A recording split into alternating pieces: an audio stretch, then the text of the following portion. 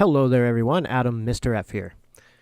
Today I wanted to take a quick look at the Sony PlayStation Portable, also known simply as the PSP. The PSP is an interesting and powerful little handheld system for many reasons, and I'm going to look over a few of them and why I think it's a great addition to anyone's collection.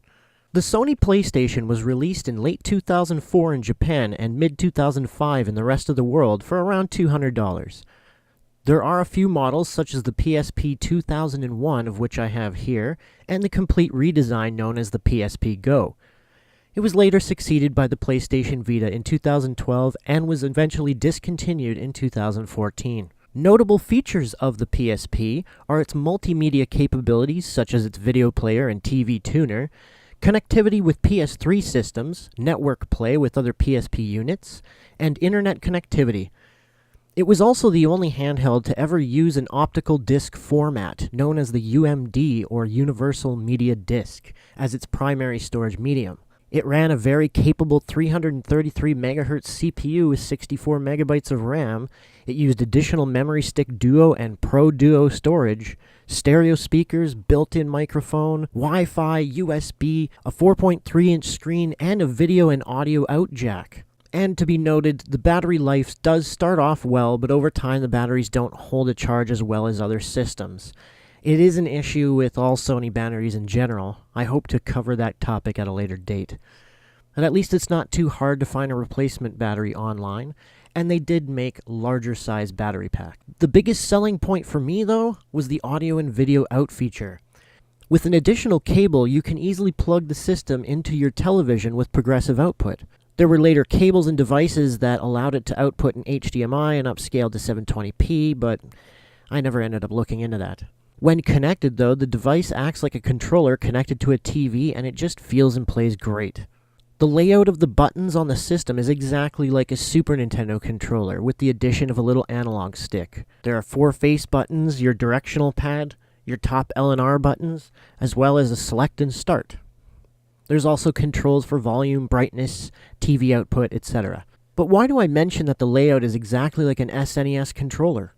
Well, with the recent resurgence of retro gaming options from Nintendo such as the NES and SNES Classic Editions, made me ask people why they don't also consider buying or digging out the old PSP. Through a few options, you can unlock the system to allow it to play emulators via the memory cards. I brought mine years ago to a local game store owner who had the modification made for me, and I also unlocked my then brand new black model with what's known as a Pandora battery. I specifically bought the brand new unit just for this purpose. All the information is easily found on the internet, and it's not all that hard to do on how to unlock and go through these procedures. I'll leave that up to you. But what does this all mean? Well, it means that you can copy emulators and ROMs directly onto the system's memory card and play them. Which systems? NES, SNES, N64, Game Boy, Game Boy Color, Game Boy Advance, Sega Game Gear, Sega Master System, Sega Genesis, the original PlayStation, Atari 2600, Commodore 64, you get the idea. And from all the testing and thousands of hours of games that I've played on these things, I've never really ran into any major issues doing such. Of course, you do find a game or two that really push the limits of the system, but there's ways to work around that to get the most out of it. And as one would expect, most of them do allow complete customization of the control layouts, and with the analog stick it does make it a no-brainer for things such as N64. But the fact that you can carry this little machine with thousands of games for many systems around with you anywhere, and that you could just plug it into a television and play it on a big screen, it's absolutely fantastic. Just think, you could be playing Sega Genesis or Super Nintendo games anywhere.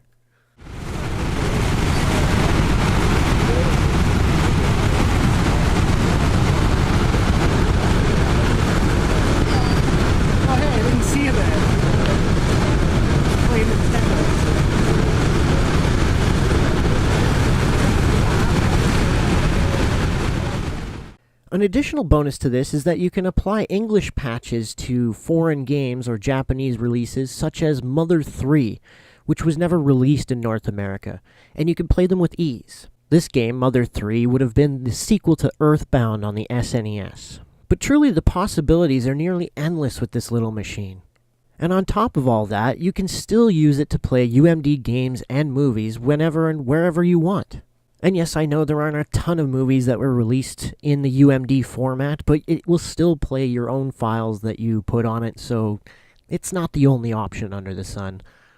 In summary, the PSP is a great little portable system that has a very extensive collection of PSP games, UMD movies.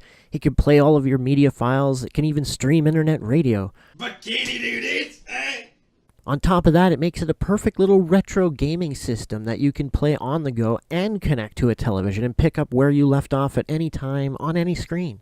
The buttons and emulation are very responsive, and it makes playing classic games a breeze. If I had to rate this product, I would say that PSP gets a 9 out of 10.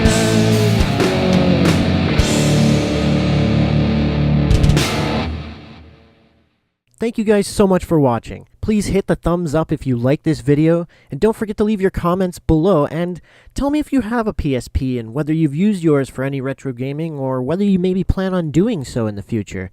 I'd love to know either way. Please subscribe to the channel for more videos, click on the bell icon to be notified when a new video comes out, and don't forget to share this channel, this video, and anything else you find that I've done here.